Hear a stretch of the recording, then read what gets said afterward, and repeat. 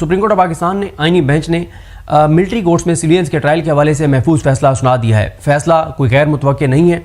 जब प्रोसीडिंग चल रही थी तो चीज़ें सामने थी और जिस तरह से हम रिपोर्ट कर रहे थे तो तमाम पाकिस्तान के लोग जानते थे कि फ़ैसला क्या आएगा। जजेस के सवालात से, रिमार्क से फ़ैसला बिल्कुल वाज़ेह था, बिल्कुल वही फ़ैसला आया है।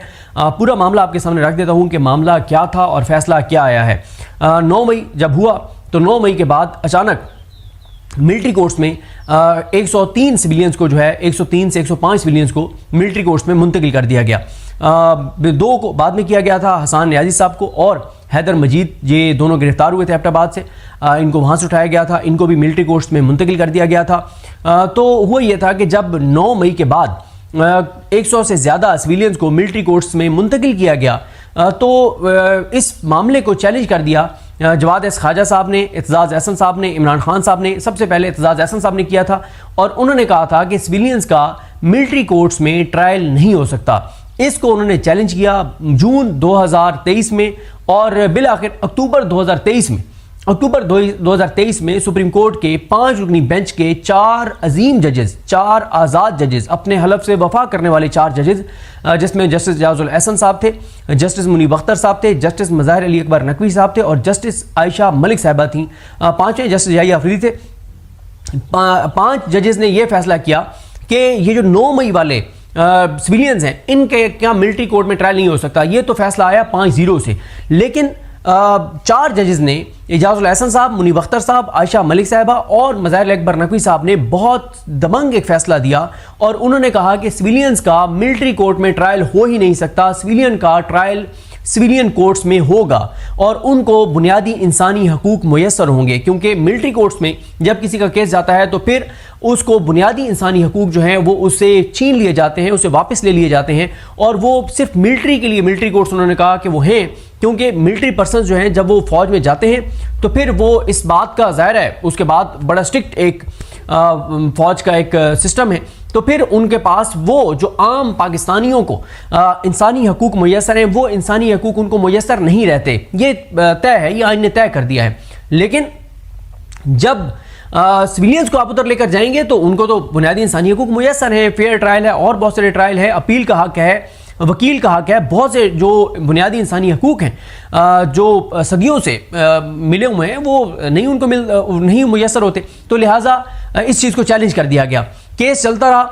बिल आखिर 23 अक्टूबर 2023 को 5 रुकनी बेंच के 5 जजेस ने, जिसमें जस्टिस याहिया अफरीदी भी थे, कहा कि इन सिविलियंस का मिलिट्री कोर्ट्स में ट्रायल नहीं हो सकता। लेकिन 4 जजेस ने जो है वो सिविलियंस का मिलिट्री कोर्ट में जो ट्रायल करने का कानून है, आर्मी एक्ट में जो शिक है, उस शिक को भी बुनियादी इंसानी हकूक से मुतसादिम करार देते हुए उस शिक को भी ख़त्म कर दिया और हमेशा के लिए सिविलियंस के मिलिट्री कोर्ट में ट्रायल का रास्ता हमेशा के लिए बंद कर दिया। मुझे वो दिन याद है जब वो फैसला आया था तो कमरे अदालत में मौजूद हर वकील हैरान रह गया कि कोई ये तवक्को नहीं कर रहा था। ये तो सबको तवक्को थी कि 9 मई के जो सिविलियंस हैं इनका ट्रायल जो है वो कलअदम कर देंगे एजाजुल एहसन साहब वगैरह, लेकिन कोई एक्सपेक्ट नहीं कर रहा था कि वो इस हद तक जुर्रतमंदाना और इतना बहादुरी और इतना दलेरी वाला फैसला देंगे कि वो इस कानून को ही, इस शिक को ही कलअदम करार दे देंगे जो 1967 से बरकरार थी। यानी ये कोई 56-57 साल बाद उन्होंने इस कानून को कलअदम करार दिया। बड़ा दिलगुर्दा चाहिए था, बड़ी दलेरी चाहिए थी, अपने हलफ से वफा, एक बड़ी तगड़ी कमिटमेंट अपने हलफ से चाहिए थी, तो उन्होंने कर दिखाया, उन्होंने कर दिया फैसला। लेकिन उसके बाद एजाजुल एहसन साहब को भी मुस्ताफ़ी होना पड़ा और मज़ाहिर अली अकबर नकवी साहब को भी मुस्ताफ़ी होना पड़ा और आयशा मलिक साहबा आज तक जो है वो भुगत रही हैं, मुनीब अख्तर साहब आज तक भुगत रहे हैं। लेकिन जो भी है, असल बात होती है तारीख। तो देखें, एजाजुल एहसन साहब बन भी जाते चीफ जस्टिस पाकिस्तान तो चीफ जस्टिस पाकिस्तान तो मौजूदा चीफ जस्टिस भी हैं, तो मसला ये नहीं है कि उनको ओहदा मिल जाता। मसला ये है कि तारीख एजाजुल एहसन साहब को, तारीख मज़ाहिर अली अकबर नकवी को, तारीख आयशा मलिक साहिबा को, इन जजेस को, तारीख एजाजुल एहसन साहब, मुनीब साहब, इन सब जजेस को तारीख कैसे याद रखेगी? आने वाली कई नस्लें इन जजेस का नाम याद रखेंगी और इनकी आने वाली नस्लों की भी इज्जत होगी कि यार ये वो अजीम जजेस थे जिन्होंने अपने हलफ से वफा की थी और जिन्होंने बड़ा एक ज़बरदस्त फैसला दिया था। तो खैर इनका फैसला चैलेंज कर दिया गया। काजी फायजी साहब इंटर कोर्ट अपील आई। इंटर कोर्ट अपील पहले मुयस्सर नहीं होती थी, फिर ये प्रैक्टिस एंड प्रोसीजर एक्ट में इंटर कोर्ट अपील दी गई, इंटर कोर्ट अपील दायर हुई। काजी फाइज ईसा ने अपने दोस्त जस्टिस सरदार तारिक मसूद की सरबराही में बेंच बनाया। उन्होंने इनका फैसला, इन जजेस का फैसला जो है वो मुअत्तल कर दिया। लेकिन एक चीज आप देखें कि 18 माह लगे इन 4 अजीम जजेस का फैसला कलअदम करने के लिए। कितने? 18 माह। इन्होंने कितने माह में फैसला किया था? 4 माह में इन्होंने फैसला कर दिया था। और जब मेन एक फैसला हो जाता है तो फिर उसके ऊपर इंटर कोर्ट अपील या उसके ऊपर रिव्यू, उसके ऊपर तो टाइम ही नहीं लगता। लेकिन इन जजेस का फैसला जो कि मुनीब अख्तर साहब ने और आयशा मलिक साहब ने लिखा था, वो इतना तारीखी और इतना स्ट्रॉन्ग वर्डिक्ट था, इतना बड़ा वो फैसला था कि इनके फैसले को कलअदम करने के लिए आईनी बेंच को 562 रोज लगे। इससे पहले भी एक बेंच था, फिर आईनी बेंच बना तो इनके पास आ गया। 562 दिन लगे, 562 दिन उन 4 जजेस का फैसला कलअदम करने के लिए। आप अंदाजा लगाएं कि वो कितना बड़ा फैसला था, वो कितना बड़ा फैसला है कि जिसको कलअदम करने के लिए 562 दिन लगाने पड़े, करोड़ों रुपए के वकील खड़े करने पड़े। तो इतना बड़ा उनका फैसला था। अब इन्होंने जो फैसला दिया है, इन्होंने ये 7 रुकनी बेंच था, इसमें 2 जजेस ने इख्तिलाफ किया। उनके इख्तिलाफ का अब कोई नहीं है, उन्होंने उनके अब इख्तिलाफ वो करते रहे। लेकिन 5 जजेस ने 5-2 से ये फैसला आया। 7 रुकनी ये बेंच था, जस्टिस अमीनुद्दीन खान साहब की सरबराही में बेंच था। उनके साथ मोहम्मद अली मजर, हसन नजर रिजवी, मुसरत हिलाली, शाहिद बिलाल हसन, इन 5 जजेस ने उन 5 जजेस का फैसला जो है वो कलअदम कर दिया है। और ये 5-2 से फैसला है। 2 जजेस ने इख्तिलाफ किया है, जस्टिस जमाल खान मुंदखेल साहब ने और जस्टिस नईम अख्तर अफगान साहब ने। और 5 जजेस ने अब ये कह दिया है कि एक तो उन्होंने आर्मी एक्ट को ओरिजिनल उसकी फॉर्म में बहाल कर दिया है। आर्मी एक्ट की जो शिकें कलअदम करार दी थी इजाजुल एहसन साहब वगैरह ने, वो शिकें बहाल कर दी हैं इस 5 रुकनी, इन 5 जजेस ने, 7 रुकनी बेंच के इन 5 जजेस ने। दूसरे नंबर पे इन्होंने ये किया है कि इन्होंने जो 9 मई के बाद सिविलियंस जिनको मिलिट्री कोर्ट ले जाया गया था, उनके ट्रायल को दुरुस्त करार दे दिया है। और उन्होंने कहा जी बिल्कुल ये दुरुस्त ट्रायल है, बिल्कुल इनका ट्रायल मिलिट्री कोर्ट में होना चाहिए था, बिल्कुल जबरदस्त काम हुआ है, इनके साथ यही होना चाहिए था 9 मई के बाद ये जो सिविलियंस हैं। और इन्होंने, इन जजेस ने जो है वो उनके मिलिट्री कोर्ट्स में ट्रायल को दुरुस्त करार दे दिया है। अपील का हक, क्योंकि मिलिट्री कोर्ट्स में उनको मुयस्सर नहीं है, तो अपील का हक कहा गया है कि इनको अपील का हक दिया जाए 45 दिन के अंदर अंदर। लेकिन जो फैसला है जो उन 4 जजेस का, वो और 5 का 9 मई की हद तक और 4 का कानून की हद तक वो फैसले जो हैं वो कलअदम हो गए हैं। 5-2 से ये फैसला सुना दिया गया है। और अब जाहिर है यही फैसला है। और अब आइंदा भी सिविलियंस का मिलिट्री कोर्ट में ट्रायल हो सकता है, जब मिलिट्री कोर्ट्स किसी को चाहें, किसी भी सिविलियन को चाहें कि अगर उनको उसमें आर्मी एक्ट की वो डोमेन में ले आते हैं तो उनको मिलिट्री कोर्ट्स में ले जाया जा सकता है और उनका वहां पर ट्रायल किया जा सकता है। और ये वो जजेस हैं जिनको आईनी बेंच में शामिल किया गया था। दोबारा नाम सुन लें कि कौन से वो जज हैं जिन्होंने ये फैसला दिया है। जस्टिस अमीनुद्दीन खान, जस्टिस मोहम्मद अली मजहर, जस्टिस हसन नजर रिजवी, जस्टिस मुसरत हिलाली और जस्टिस शाहिद बिलाल हसन।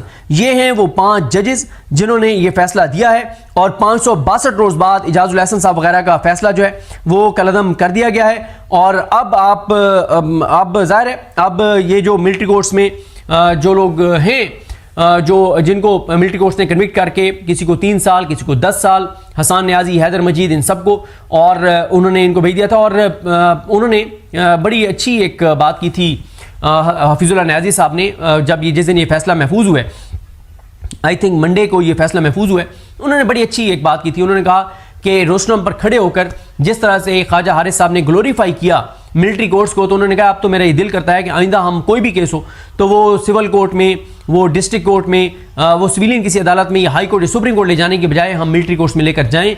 और हफीजुल्लाह न्याजी साहब ने कहा था जजेस को मुखातिब करते हुए कि ये आपका इम्तिहान है कि आप अपनी सिविलियन अदालतों के साथ खड़े होते हैं, आप सिविलियन निज़ाम के साथ खड़े होते हैं, या आप मिलिट्री कोर्ट्स के साथ खड़े होते हैं। और इसमें बहुत ज़्यादा बात होती रही कि इस केस में ट्रायल के ऊपर ये 100 लोग नहीं हैं जिनको सजाएं सुनाई गई हैं, बल्कि ट्रायल जो है वो सुप्रीम कोर्ट ऑन ट्रायल है कि सुप्रीम कोर्ट क्या फैसला करती है, सुप्रीम कोर्ट के जजेस क्या फैसला करते हैं। तो खैर सुप्रीम कोर्ट के जजेस ने फैसला सुना दिया है। और आज मखसूस नशिस्तों वाला केस भी लगा हुआ था।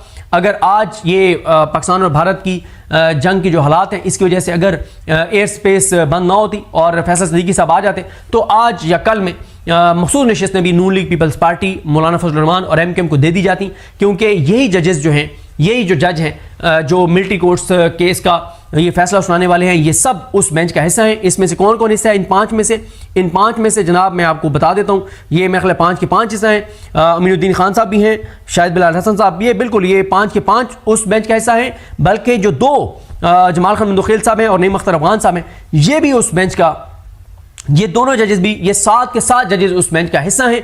तो अब इस फैसले के बाद मखसूस नशिस्तों के केस का फैसला क्या आना है वो कोई भी उसका अंदाज़ा कर सकता है। लेकिन बहरहाल वक्त गुजर जाता है बड़ा। अब जिन लोगों का मिलिट्री कोर्ट में ट्रायल हुआ उन्होंने भुगत लिया है, 2 साल मिलिट्री कोर्ट को भुगत लिया है।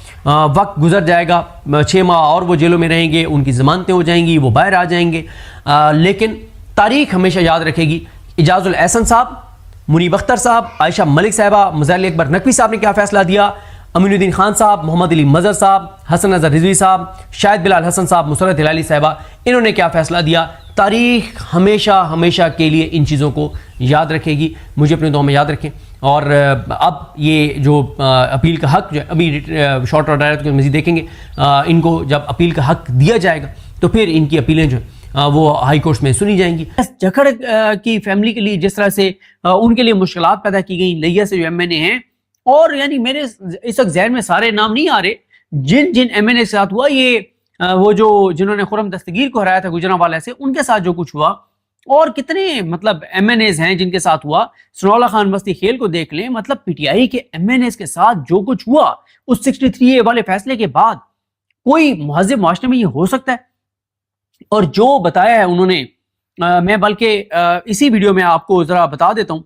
अब देखें ना कि हमें ये तो नजर आ रहा है कि काजी फाइजा के साथ ये कुछ हुआ है, लेकिन हमें ये क्यों नहीं नजर आता जो कुछ कल उन्होंने इजाज चौधरी साहब की एहलिया ने बताया।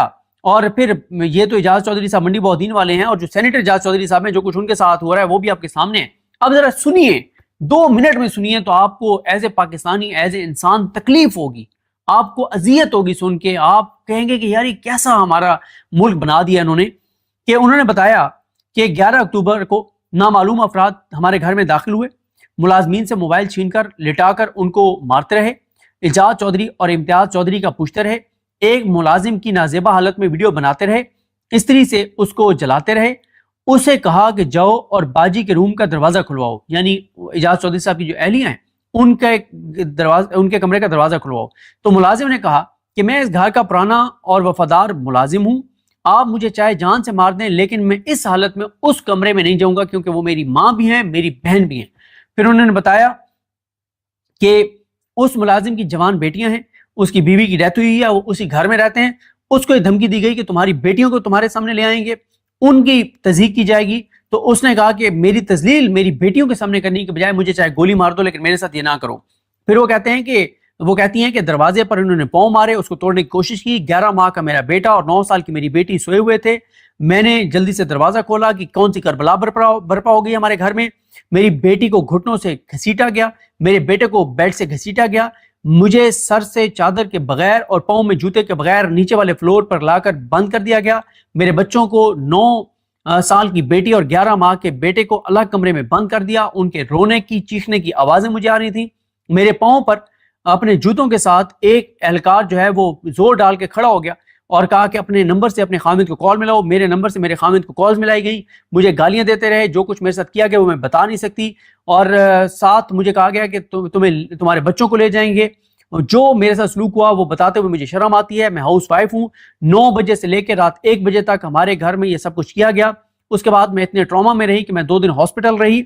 जाने के बाद जब वो चले गए जिन्होंने आके हमारे घर पे हमला किया था, तो कभी मैं एक अपने मुलाजिम को पानी पिलाती थी, कभी दूसरे को पिलाती थी, कोई इधर गिरा पड़ा है, कोई उधर गिरा पड़ा है। और ये सारा कुछ जो है वो हुआ है। जो कुछ वो कहती, और उनकी बेटी भी वहां पे 9 साल खड़ी थी, और वो कहती है कि जो कुछ मेरे साथ 3 बार उन्होंने कहा कि जो कुछ मेरे साथ हुआ है मुझे बताते हुए शर्म आती है। 15 पर कॉल की, उन्होंने कहा जी हम मजबूर हैं, आपको भी पता है कि हम कुछ नहीं कर सकते। और 11 अक्टूबर से लेके आज तक वो कहते हैं रोजाना हमारे घर में आके और कोई ना कोई वारदात जो है वो डाली जाती है। ये शहर इक़्तिदार इस्लामाबाद की हालत है। और जब उन्होंने ये प्रेस कॉन्फ्रेंस की तो उनके साथ जो उमर अयूब साहब थे, सलमान कमराजा साहब थे, असद कैसर साहब थे, आमिर डोगर साहब थे, और सनाउल्लाह खान मस्ती खेल साहब, और फिरदौस शमीम नकवी साहब और अखुनज़ादा हुसैन अहमद थे। और बड़ी सख्त वहाँ पे उमर अयूब साहब ने गुफ्तगू की, सलमान कमराजा साहब ने गुफ्तगू की, शेख वकास अकरम साहब ने उसके बाद प्रेस कॉन्फ्रेंस की। देखें एक बात बिल्कुल ठीक कर रहे हैं सलमान अकरम राजा साहब। सलमान अकरम राजा साहब आजकल बहुत जबरदस्त एक बात करते हैं। वो कहते हैं ये मसला पीटीआई का नहीं है, ये बहसीत पाकिस्तानी हम सब का मसला है कि और मुझे याद है एक खिताब उनका अल्लामा राजा नासिर अब्बास साहब का, और अल्लामा राजा नासिर अब्बास साहब ने बड़े ज़बरदस्त दलाइल के साथ ये 9 और 10 मुहर्रम की दरमियानी रात उन्होंने जामे इमाम सादिक में एक खिताब किया था, जिसमें G9 में, जिसमें उन्होंने यही कहा था कि करबला का पहला सबक भी यही है कि आप अपने मुआशरे से कट के नहीं रह सकते, आप इरेलीवेंट नहीं हो सकते कि आप कहें कि मेरे मुआशरे के अंदर इंसानों के साथ, मुसलमानों के साथ जो कुछ भी हो रहा है मुझे उससे कोई फर्क नहीं पड़ता, होता रहे। कम अज कम हम इतना तो कर सकते हैं कि हम किसी चीज को कंडेम कर सकते हैं। और कल मैं देख रहा था कि शाहजेब खानजादा के प्रोग्राम में आधा घंटा उसने इंटरव्यू किया है शेर अफजल मरवत साहब का, और एक लफ्ज नहीं बोला उसने इसके ऊपर जो हाजी इम्तियाज साहब की भाभी के साथ हुआ, एजाज चौधरी साहब की अहलिया के साथ हुआ, और हैरानकुन तौर पर शेर अफजल मरवत साहब ने भी कोई बात नहीं की। हालांकि पीटीआई से गई गुजरी मतलब कोई पाकिस्तान की गई गुजरी जमात भी होती तो उसका नुमाइंदा भी जब किसी टीवी चैनल पर जाता और उससे पीटीआई की अंदरूनी लड़ाइयों की बात होती तो वो कहता है यार तुम्हारा दिमाग खराब हो गया, तुम पागल हो गए हो,